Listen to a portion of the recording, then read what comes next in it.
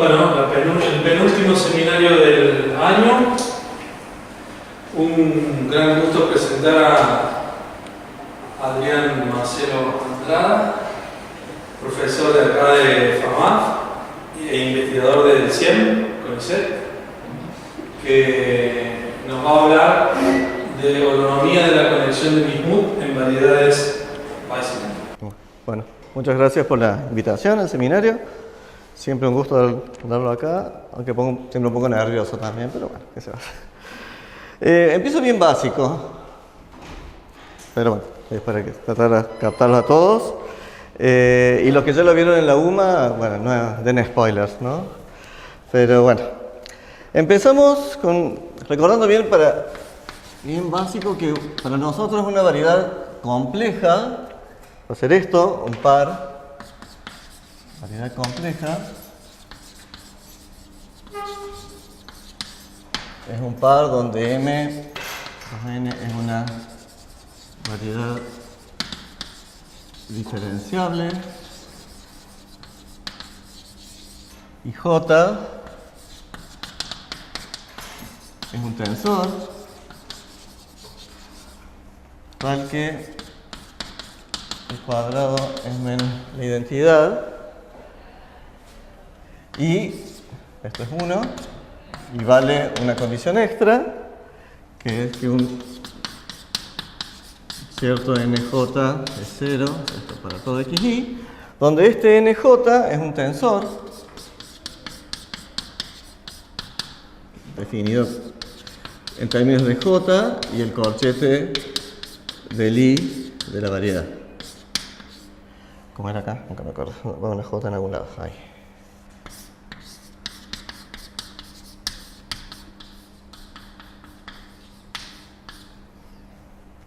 Bueno, cuando vale eso, o sea, si tenemos 1 y 2, esto es equivalente, esto es por un teorema famoso de Newlander y Nirenberg, del 57, a que existe en M un atlas holomorfo. O sea, es una variedad compleja, es una variedad en la que podemos cubrirlo por entornos o por abiertos, de donde cada abierto sale un homeomorfismo, un abierto de Cn. Y además, los cambios de coordenadas son holomorfos, son funciones holomorfas. Entonces, la importancia de este teorema es que nos permite, toda la información de la variedad compleja se codifica en este tensor, en un tensor que satisface estas propiedades. Bueno, pero acá, como somos geómetras, nos interesa también saber qué pasa cuando metemos alguna métrica. Entonces, el objetivo, lo que vamos a hacer es meter una métrica riemanniana compatible con la J, en cierta manera. Y después, cuando tenemos una J así, una métrica compatible, se asocian ciertas conexiones que se llevan bien con esa estructura. Una de ellas es la conexión de Bismuth y que está siendo estudiada últimamente bastante, tanto por geómetras como por físicos. Parece en teoría de cuerdas, de lo que no sé nada y no voy a decir nada, pero hay muchos resultados de esto que fueron probados por físicos, resultados sobre la conexión de Bismuth. Y la voy a estudiar en una familia particular de variedades hermitianas que se llaman variedades Weissman. Entonces, lo que voy a hacer ahora es meter un poco más ingredientes. Entonces, tengo a MG, o sea, agregamos una métrica riemanniana G y que le pedimos que sea compatible con la estructura compleja. Por ejemplo, le pedimos que esta J sea una isometría. En cada espacio tangente me define una isometría. ¿Está bien? Y además esto es equivalente, usando este hecho, para que J sea antisimétrica.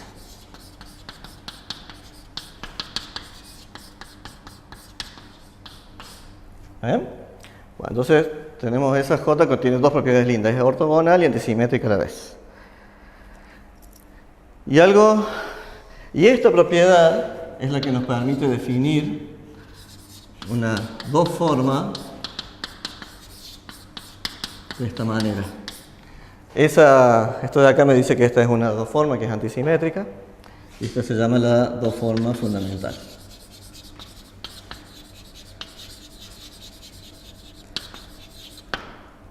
Bien. Bueno. Una variedad compleja siempre admite una de estas métricas. Eso es fácil de ver. Pero hay una familia en la que hay una subfamilia de estas. Una terna así se llama variedad hermitiana.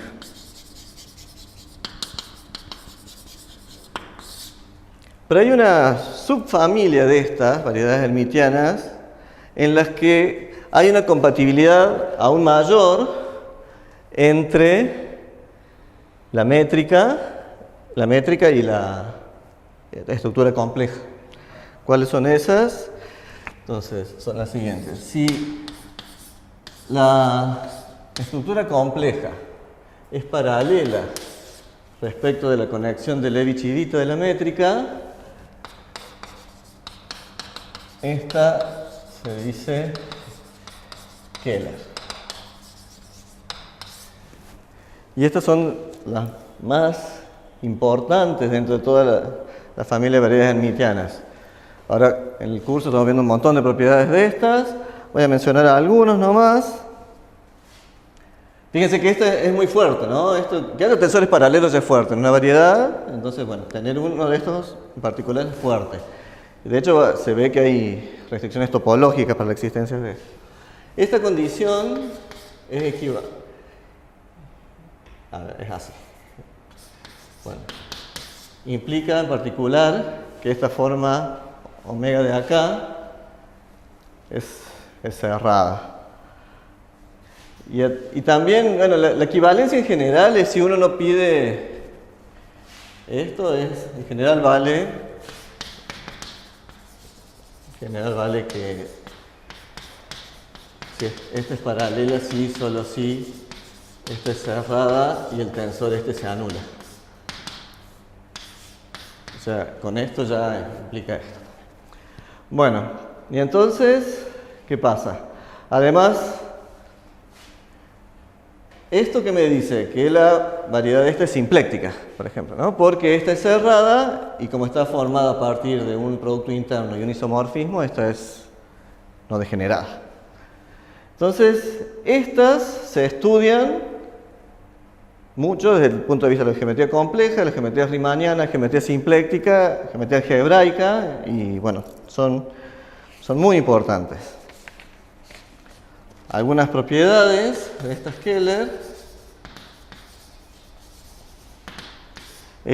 son las siguientes. Si MJG es Keller compacta, entonces, bueno, acá defino los números de Betti de la variedad, es la dimensión de los espacios de cohomología de RAM, que son invariantes topológicos por el teorema de RAM. Entonces, bueno, pero si tenemos esta, lo que se prueba siempre es que los Betti de orden par son siempre positivos y los Betti de orden impar son pares. Entonces hay una restricción fuerte topológica para la existencia de estructuras Keller en una variedad.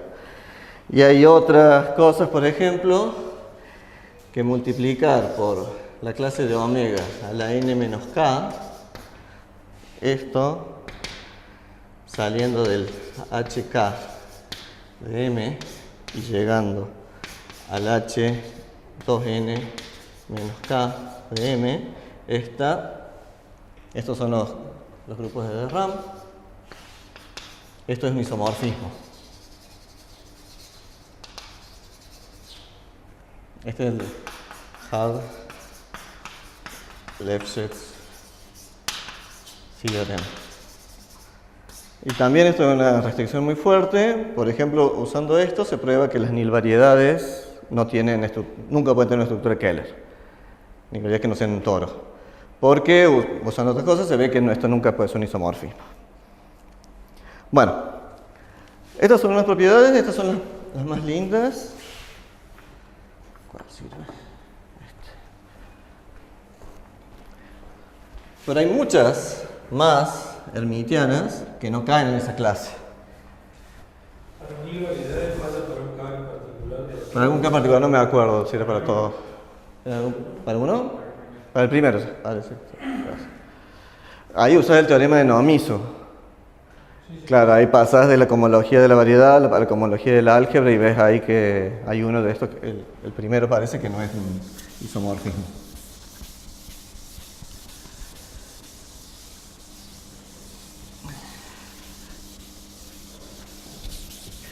Una cosa que no mencioné del Keller es la siguiente. Tenemos M, J, G, estas dos N. Keller,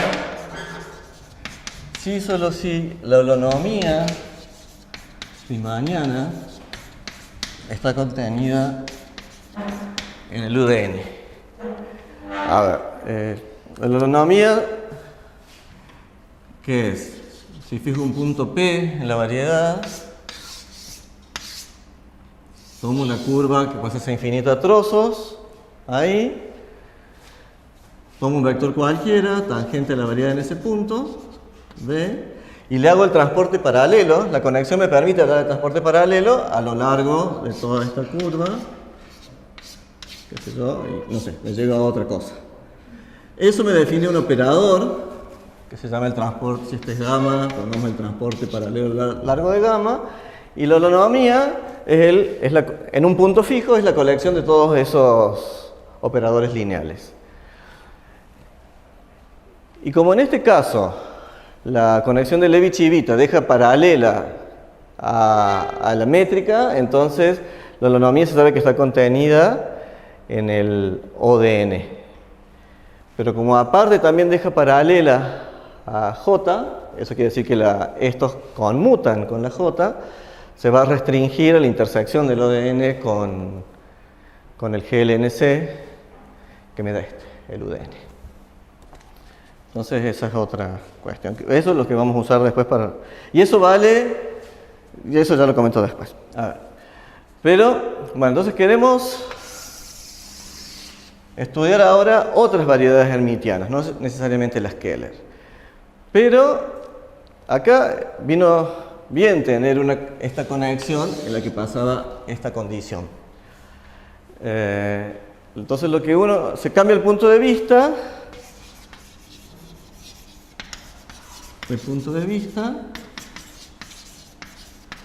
Y entonces buscamos otras conexiones que se lleven bien tanto con la métrica como con la estructura compleja. Consideramos conexiones hermitianas. O sea, una conexión que deja paralela a la estructura compleja y que deja paralela también a la métrica. Pero, o sea, es lo mismo que cumple la Levi-Civita, solo que la Levi-Civita es sin torsión. Acá asumimos, por lo general no va a tener torsión, porque si tuviera torsión sería la Levi-Civita y con esta sería Keller. Entonces, tienen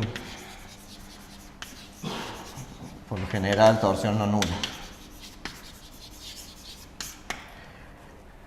Y en cada variedad siempre hay una cantidad infinita de estas.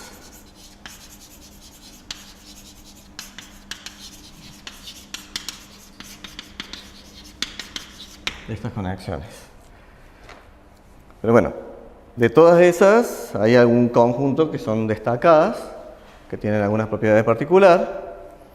Por ejemplo, está la conexión de Chern, que tiene cierta propiedad que es única, con ciertas propiedades, pero yo voy a estudiar otra, que es esta, la conexión de Bismuth o Bismuth, no sé cómo es.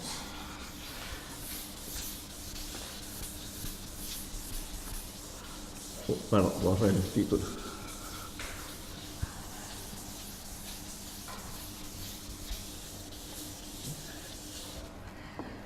De todas estas, me voy a quedar con una. De todas ellas, existe una sola que tiene torsión antisimétrica.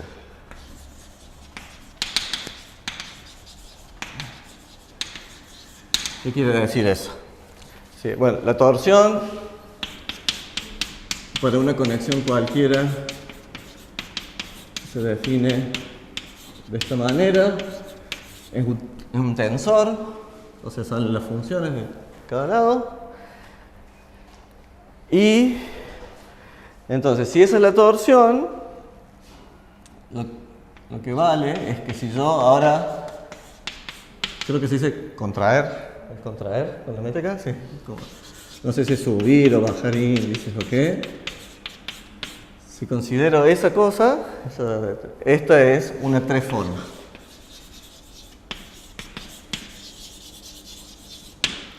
Entonces, y es única. Se llama conexión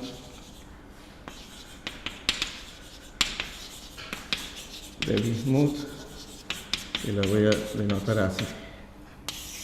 Últimamente, unos cuantos autores chinos han sacado varios trabajos sobre esto y ellos sugieren reemplazar el nombre de Bismuth por Strominger, a sugerencia de Yau, porque dice que Strominger fue el primero que lo usó y como 3 años después usó este, pero bueno, no sé con cuál quedará para el futuro.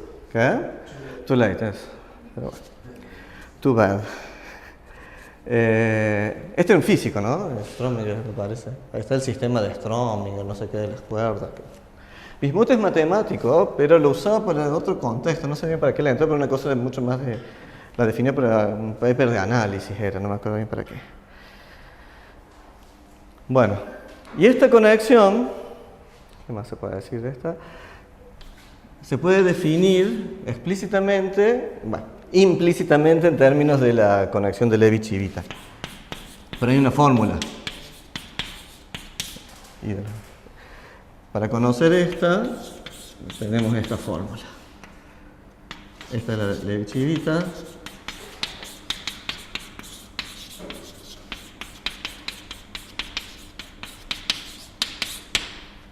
Se puede calcular así. Y esta forma es exactamente este pedazo de acá.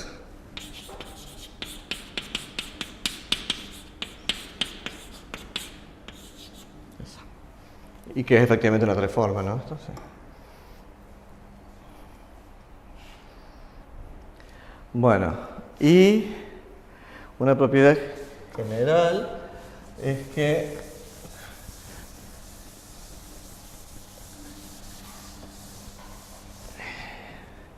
como difieren en una parte, las dos conexiones difieren en un tensor antisimétrico, entonces tienen las mismas geodésicas.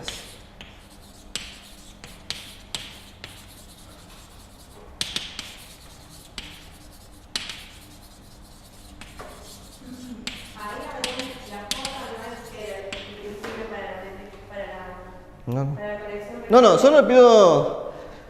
Ni siquiera hace falta pedir. Sí, hace falta pedir integrable. Le pido integrable a la J, pero nada más. No sé qué está pasando con la de Levi-Civita. Y sigue más, pero si fuera la de Levi-Civita, coincide con esta, ¿no? Si fuera Keller, coinciden. Si es Keller, coinciden. porque la única, por esta cuestión de la unicidad, esto es 0 y entonces cuando es 0 es 3 formas. Sí, solo sí. Sí, solo sí. ¿Está bien? Sí. Y la omega es Esa es la forma fundamental de siempre. Hay que tener cuidado nomás con los libros o con los papers porque muchas veces se define la J acá, entonces cambia esta expresión. Me parece que va con un menos o algo así, con un menos. Sí. Pues al principio no me daban las cuentas, pero entonces me di cuenta que si ponía la J acá iba en más. Bien. Sí, eso depende de cada uno y me hago un lío para comparar a veces. Bien. Y bueno, y por tener esta propiedad se sigue valiendo lo de la holonomía. La holonomía de esta conexión está contenida en el UDN. Sí, la dimensión era 2n.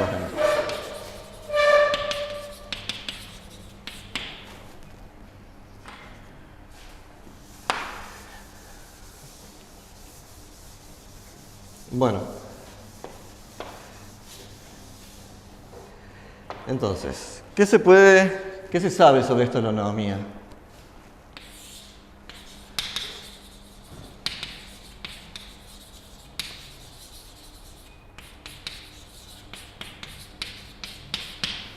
O sea, por ejemplo, ¿cuándo es plana? O sea, la curvatura sería en general, es lo mismo la de curvatura que la holonomía. Pero ¿cuándo esta es plana?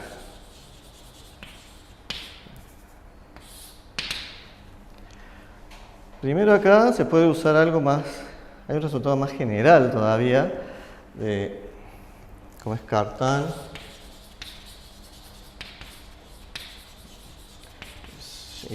Y esto, no sé, Schouten o algo así. Ellos determinaron todas las variedades que admiten, variedades riemannianas que admiten una conexión métrica con torsión antisimétrica, sin tener nada de la J. Ellos probaron que si una variedad riemanniana era compacta, creo que no hace falta. Si una variedad riemanniana admite una conexión métrica con torsión antisimétrica, entonces las posibilidades para M son muy pocas. Entonces M es un grupo de Lie compacto o S7, bueno, o sus productos, ¿no? Ellos, bueno, si es irreducible serían eso, ¿no? Pero bueno. O sus productos.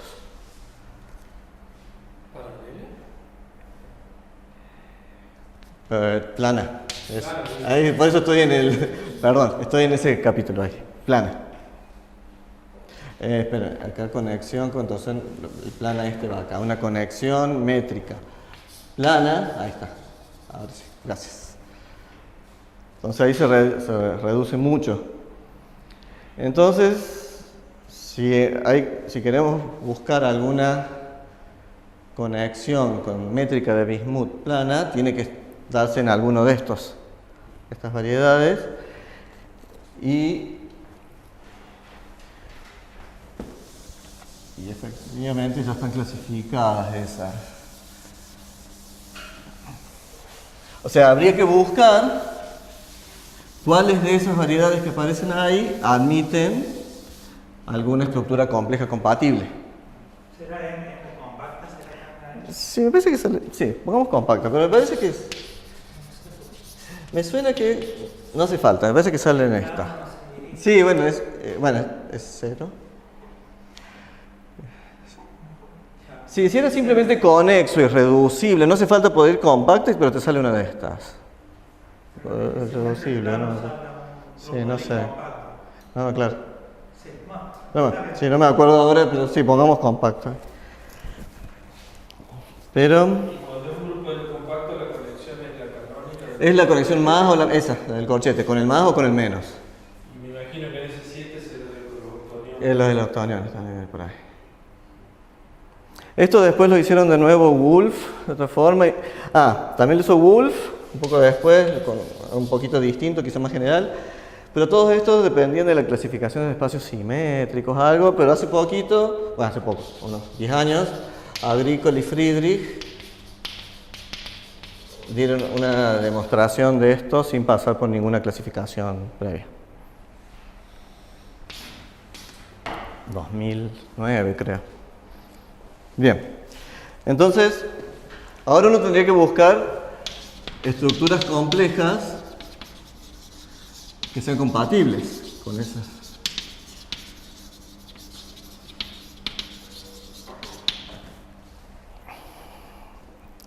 Entonces, Samuelson, ¿qué pasa en los grupos de Lie compactos? El 53 probó todo grupo de Lie compacto de dimensión par admite estructuras complejas invariantes desde la izquierda y que además son compatibles con una métrica biinvariante.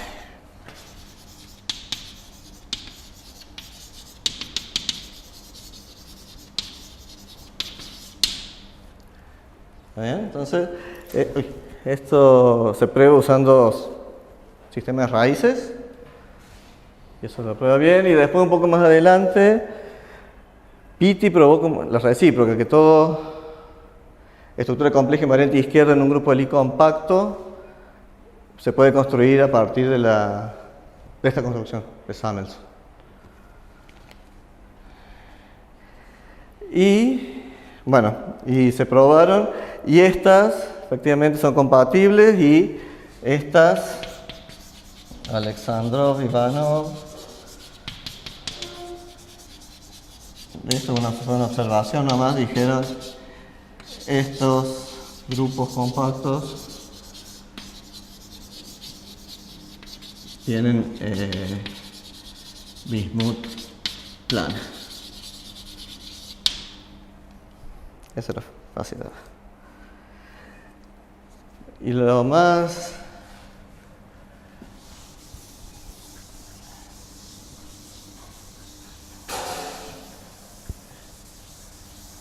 y después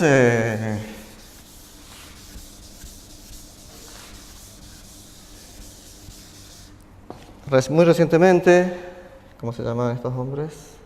Acá. Wang, Yang, Zheng, no sé cómo es, el 2000, esto está en el ARCA del 2016. Viene una descripción explícita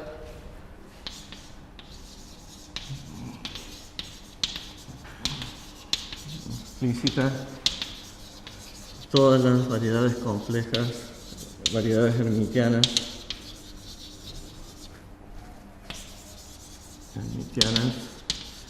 con bismuth plana.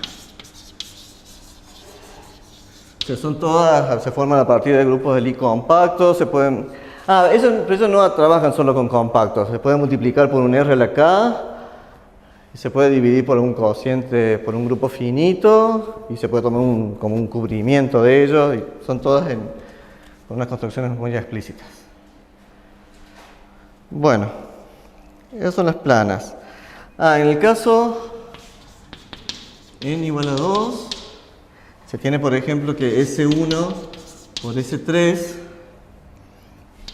tiene bismuth plana, y esta va a aparecer después más adelante en la charla, porque este es un ejemplo de una variedad que se llama de Hopf, que va a tener una métrica de Weismann. Estas son las superficies de Hopf, una de las superficies de Hopf clásicas. Bueno, y otro caso interesante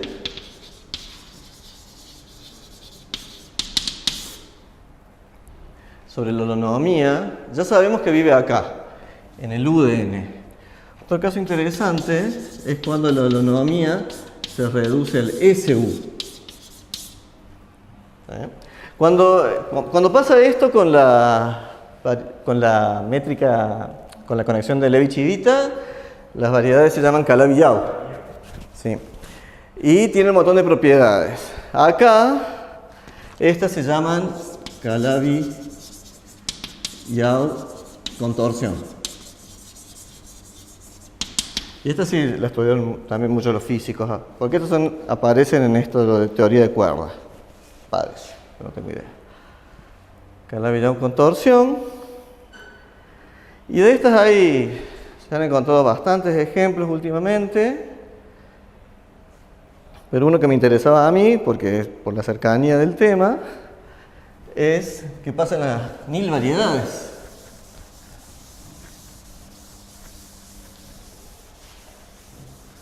Esto también implica que el Ricci-Bismuth es cero. No. El Bismuth. No.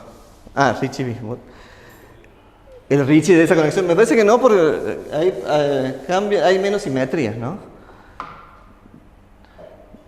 Ahí me parece que ya no. O sea, que está la holonomía en SUN. No implica Ricci-Bismuth cero. Para mí. Eso no. Bueno, acá. Fino, Parton y Salamon en el 2004 probaron que si tengo una variedad que es una nil variedad, un cociente de un grupo de Lie por un subgrupo discreto, y esta es compacta, ¿no? N es impotente, simplemente conexo, y un gamma un retículo ahí. Entonces, este tiene con una estructura hermitiana invariante, o sea, inducida por una invariante izquierda en el N. Entonces, la holonomía de la Bismuth acá está contenida en el SU si solo si esta estructura hermitiana es balanceada. Eso que quiere decir es que la codiferencial de la forma de Keller es cero. Esta es una de las clases de Gray y Arbela. Esta es la W3. Eso. Entonces, escriben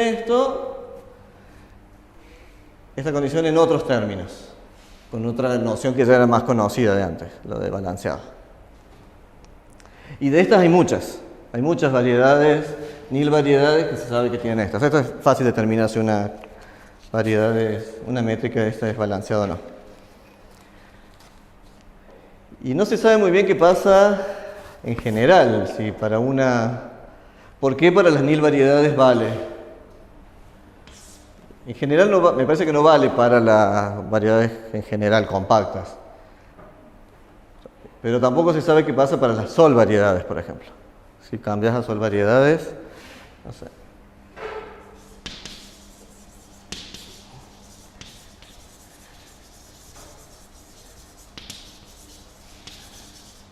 Esa como que no se sabe, pero tenemos resultado parcial, que yo pensé que lo voy a adelantar, porque ya es tarde. ¿3:10 son? No, mira. Bueno, entonces vamos a dejarlo ahí. Hay resultados parciales, pero no hay un sí solo sí.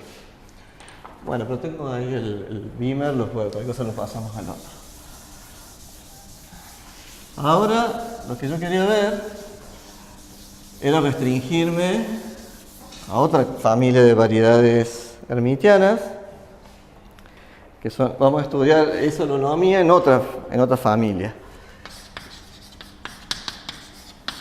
Entonces vamos a estudiar esto. Se dice localmente conforme Keller si en cada punto existe un entorno del punto y un entorno U y F de U a M es infinito, tal que la función G tilde, la métrica G tilde, que es este cambio conforme de G restringido a U, es Keller. O sea, localmente puedes cambiar la métrica por un factor conforme para que resulte Keller. Estas también fueron muy estudiadas, están siendo muy estudiadas. En este caso también vale que la forma fundamental asociada a esta es multiplicar esta omega por este factor. Y todo esto, toda esta gran definición es equivalente a lo siguiente. Todas estas funciones, porque voy cambiándolo y van cambiando las funciones, las puedo tomar sus diferenciales y todas ellas se pegan bien en la variedad. Y me dan origen a una forma, que es la que sigue. Entonces esto es equivalente a que la derivada de la forma fundamental sea θ por omega con omega, con θ, una forma cerrada. Bien. Y de estas, me voy a quedar con una clase más particular todavía, que es la siguiente, MJG. Se dice Weissman si esta forma de θ, forma θ, la forma de Lie, esta se llama forma de Lie, si esta es paralela. O sea, el que estudió mucho de esto fue, como se ve, Weissman, y como que naturalmente en el estudio sale esta condición. Se simplifican muchas cuentas, muchas cosas, y vale esto, y se obtienen más restricciones topológicas, se sabe más sobre la curvatura de estas variedades, hay muchas cosas.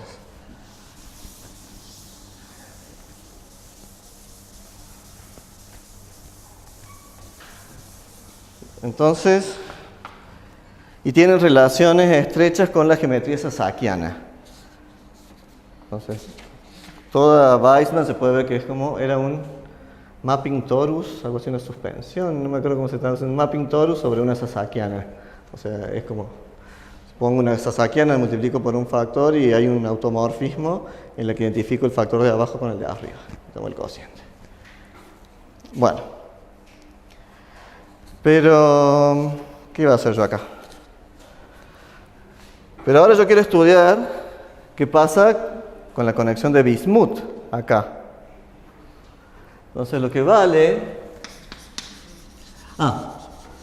primero, ahora es el momento de decirlo. Acá empiezan las cosas nuevas.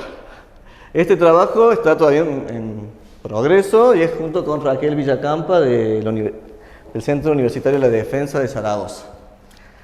Entonces acá empiezan las cosas más nuevas. Entonces, si yo tengo esta Weissman, entonces la forma de Lie, de θ, también es paralela con respecto a la conexión de Bismuth. Que eso no es algo muy trivial, pero vale. Me parece que no vale para ninguna otra de las conexiones estas de Godullón, que están esa es la única. Y me parece que un sí solo sí, pero todavía me falta un detalle, pero para allá seguro vale. Si yo tomo A, el dual de la forma, es un campo, entonces este también es paralelo con respecto a la métrica, a Levi-Civita porque θ lo es, y entonces también lo es con respecto a la conexión de Bismuth. Pero esta se lleva bien con el tensor J, entonces también es paralelo este otro, que eso no vale acá. en general para la conexión de Levi-Civita. Entonces, en cada punto ya tenemos dos direcciones ortogonales en las que la conexión es paralela. Entonces esto hace que se reduzca la holonomía y tenemos como corolario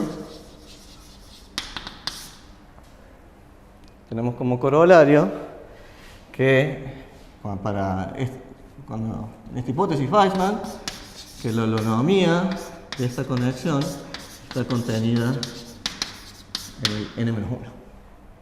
Originalmente sabemos que está contenida en el UDN, pero al tener estas dos direcciones, esto es un subespacio J invariante, entonces se reduce acá en 1. Y otro corolario es que hay otro tensor que aparece naturalmente en estas variedades, que son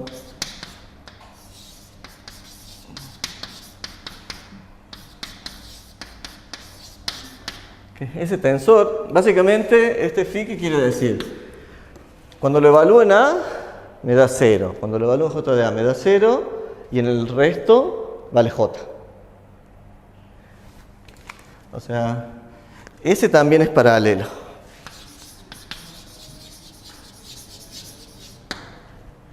Ese también es paralelo.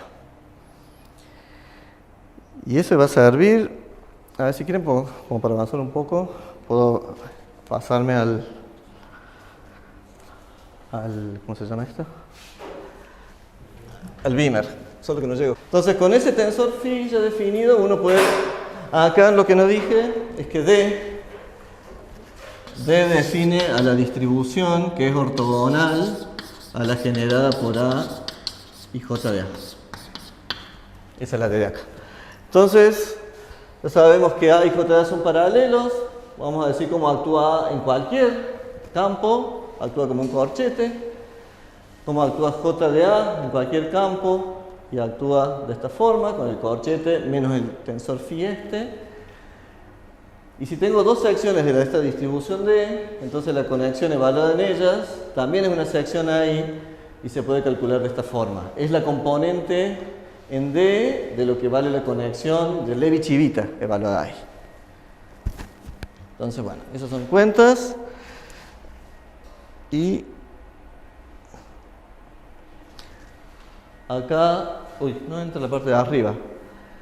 Si acá estudiamos, esto lo voy a decir medio rápido, si tomamos solvariedades equipadas con una estructura Weissman y usando resultados que probamos con Marcos cuando está haciendo el doctorado, vale que el tensor de curvatura evaluado en cualquier par de campos invariantes izquierda en el grupo del insoluble G es siempre un múltiplo de este tensor phi. Es muy chiquita el generado por esto. Entonces,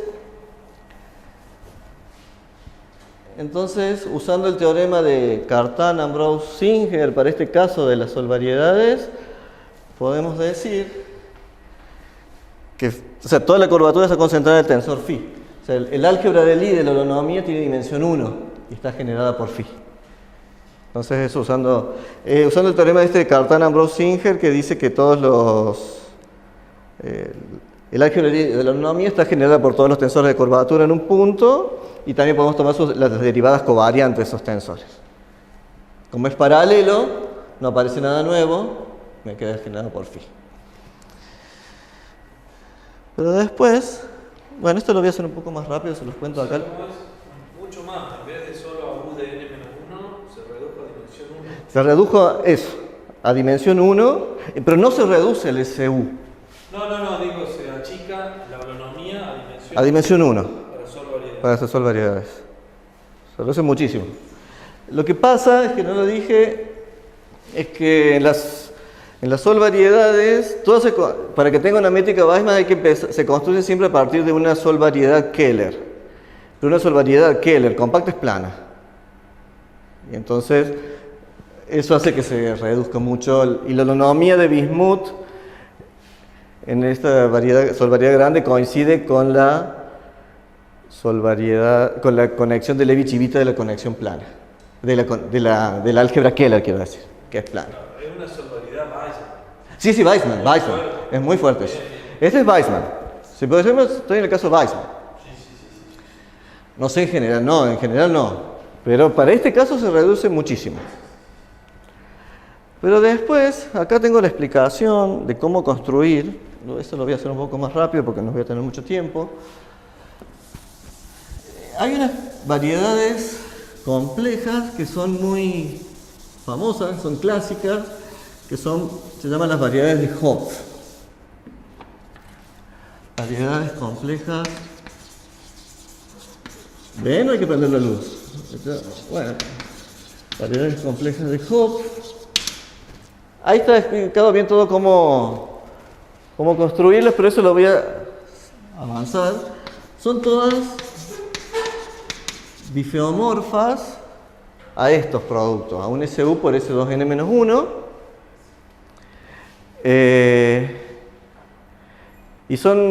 Y estos son ejemplos, estos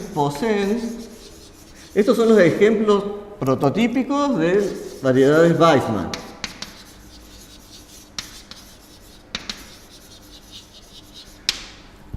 O sea, esta con la métrica producto de las usuales, esta tiene una estructura compleja, compatible, y se puede ver que eso me da LSK y además tiene esta propiedad de ser Weissman.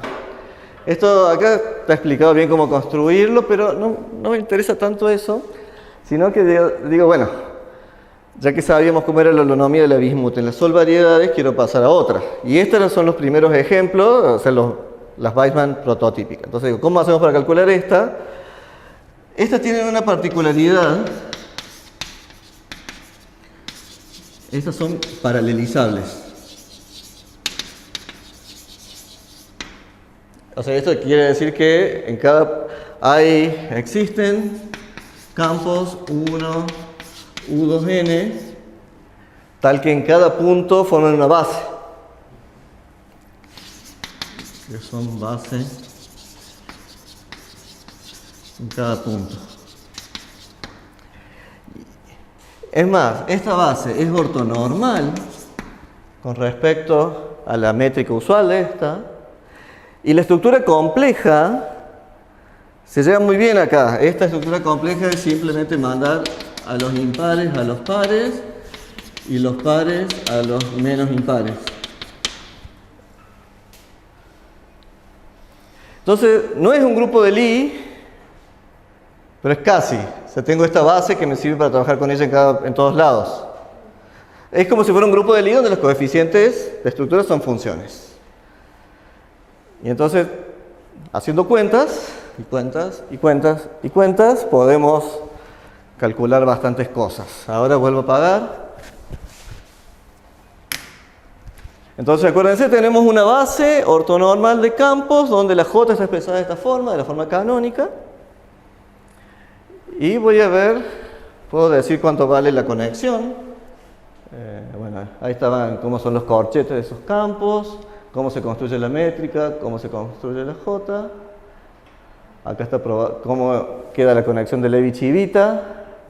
Eso no va a importar mucho. Acá. Estas funciones, las XJ, o sea, un punto acá es un ELA con alguien que vive en el R2N, cuya suma al cuadrado me da 1. Esas XJ son las funciones que aparecen acá. Y bueno, y esto fue hacer cuentas con la definición de la conexión de Bismuth, con la fórmula que ya había escrito antes. Después de equivocarse n veces, yo creo que convergió y ya salió esto. ¿Cómo te lo hace la compu? El Emilio me hizo la misma pregunta en la UMA y la respuesta no sé. O sea, él me dice que sí, pero yo no sé porque son funciones, no sé. Quizás con numeritos lo haga, pero no sé. Según Emilio sí, pero bueno, yo pasé horas escribiéndolo. Y una vez que tenemos eso, pasamos a calcular los de curvatura, que son peores. Pero, bueno, se pudo hacer. Fíjense que la curvatura conmuta con J, y como J está dada por esta pinta, solo hace falta decir cuánto valen en los impares, porque los pares los deduzco aplicando J. Pero bueno, me dan esas expresiones ahí que estoy calculando. Los que tienen impar, par consecutivos. Acá vienen los dos impares distintos. Y, una expresión horrible, y resulta que son iguales también a los que tienen dos pares, o sea, 2i menos 1, 2j menos 1, pasa al 2i, 2j, coinciden. No es que haya una propiedad que diga eso, yo calculé uno, calculé otro y yo lo mismo. Ahora, un impar con un par que no es el correspondiente a él, y también hace esas cuentas, y vale esto, si pongo 2i menos 1 y 2j, es lo mismo que poner menos 2i, 2j menos 1. Es como que pasa la j de un lado para el otro con un menos. Y con esas cuentas recuperamos el hecho de que en S1 por S3 la conexión de bismuth es plana. ¿Por qué? Por ejemplo, acá esto no existe porque acá tengo que tener tres índices distintos y eso no hay cuando tengo n igual a 2. Y acá estas sumas no están por la misma razón. Y como estoy en R4, ¿sí? Esto me da 1 y con esto 1 me da 0. Entonces, se verificó, por lo menos pude verificar que está más o menos bien, tenía eso para comparar. Pero, bueno, pero y ahora que tengo ya todos los tensores de curvatura, ¿cómo hago para calcular la holonomía? Basta saber cuánto vale, me fijo en un punto, me fijo todos los tensores de holonomía en ese punto y después tengo que calcular sus derivadas sucesivas, eso por el teorema de Cantar-Ambrose-Singer. Entonces elijo un punto para trabajar. Si uno elige uno que tenga muchos ceros, esto no va a servir. Entonces elijo uno que no tiene ningún cero, elijo aquel punto. El 1 es el E a la I0 de la S1, este es un punto de la S2n-1, y entonces empiezo a trabajar ahí. Acá yo veo, por ejemplo, que cuando pongo estos 2i-1 y 2i en ese punto, es igual a menos la suma de todos los otros, donde dejo el fijo acá, el 2i-1, y cambia el 2j. Entonces ahí ya hay una combinación lineal no trivial. Entonces ahí saco 1, a este me lo saco, y tomo el conjunto de todos los otros, los que me quedaban. Tengo U2i-1, 2j evaluado en P, con i menor que j menor o igual que n, o sea, saco los que tienen i igual a j. Y esto fue bastante complicado, pero se puede probar que estos son LI.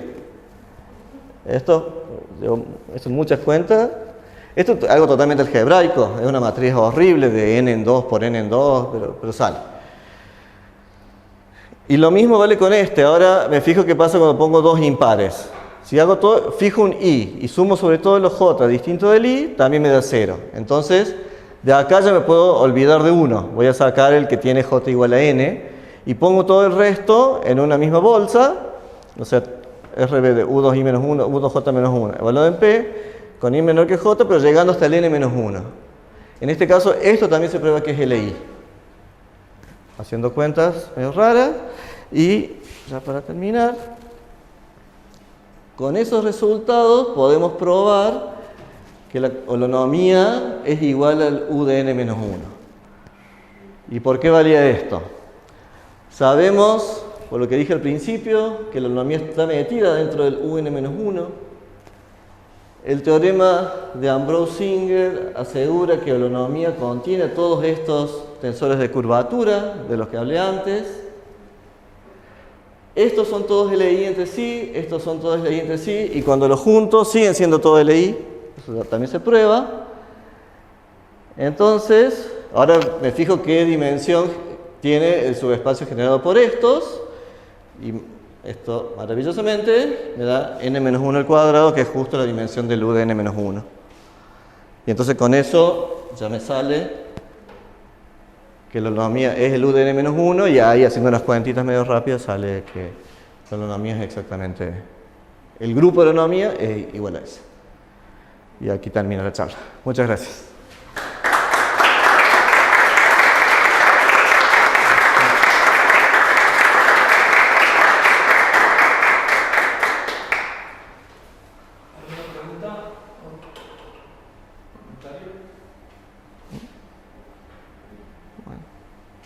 que esta sería una forma de probar que las Hoff no son solo variedades. Eso sería bueno. No, pero hay más. Sí. O sea, debe haber otra forma, supongo. Pero debe haber una, pero. toda una sola variedad. Sí, pero estas no. Esta no. Estas no. Okay. Esa sería una forma, pero. Medio rebuscada, me parece. Debe haber una, pero. Estas variedades de Hoff aparecen mucho, en un montón de cosas. Y son para espacios homogéneos, no me acuerdo de qué grupo, son pero medio raros. Pero. No me acuerdo cómo era. No son de los grupos tan lindos, pero. Sí, aparecen un montón y sirven un montón de contraejemplos. Ah, esas no pueden ser Keller. Estas son lindas porque no pueden ser Keller, porque el número de Betti el primer número de Betti me da impar. Un 1 debe ser. Un 1, sí. Entonces no puede ser Keller. Entonces, por eso se estudian muchos flujos geométricos, porque sabes que no hay Keller. sabes que no hay Keller, no puede haber nada, hay Keller. O sea, de hecho, me olvidé decirlo, las Weissman no puede ser Keller, porque todo el primer número de Betti de una Weissman compacta es impar. Entonces, ninguna de las Weissman compactas puede admitir una métrica de Keller. Entonces, por eso también son interesantes, son como complementarias. Y lo que nos dije también es que estas Weissman son, o LSK son complementarias de las balanceadas, son como dos condiciones ortogonales. Viven en clases distintas de Gray y Herbela. Entonces, se había estudiado mucho lo de la Bismuth sobre la clase W3, que son las balanceadas, y ahora estamos viendo qué pasa con esto. ¿No? Ahí cuando dijiste ese resultado de Wang Sí. y otros dos, de que describían todas Sí. las planas. Bismuth planas, eso. No necesariamente. Sí. ¿Aparecen métricas que no sean las invariantes en los compactos? No, todos se construyen a partir de los grupos de Lie compactos con métrica invariante. Después podés hacer algunas modificaciones a eso, pero es el básico, siempre con las invariantes, sí. Entonces podés tomar una acción de un grupo finito, un Z a algo, que actúa sobre eso, podés cocientar por eso, va a seguir siendo Weissman. Podés tomar un cubrimiento como esto sin ramificar, que va a seguir siendo Bismuth plana, eso quiero decir. Podés tomar un cubrimiento de esto que se llaman sin ramificar y eso se va a seguir teniendo. Eso ya no va a tener la métrica invariante, pero se construyen a partir de esa. El grupo de Lie siempre Es la métrica la invariante.